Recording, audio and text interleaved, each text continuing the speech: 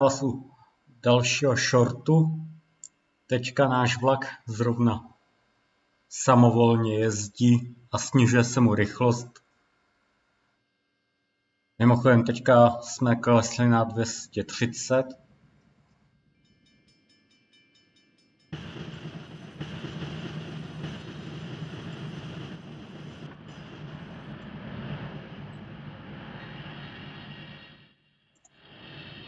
No, bezva.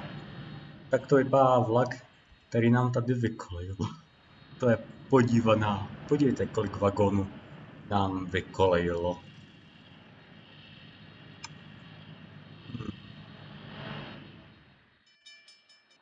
Kolik jich je mimo mapu a které skončily ve vodě. Jo. Celkem jich dost z kolejiště vody vykolejilo. Krása.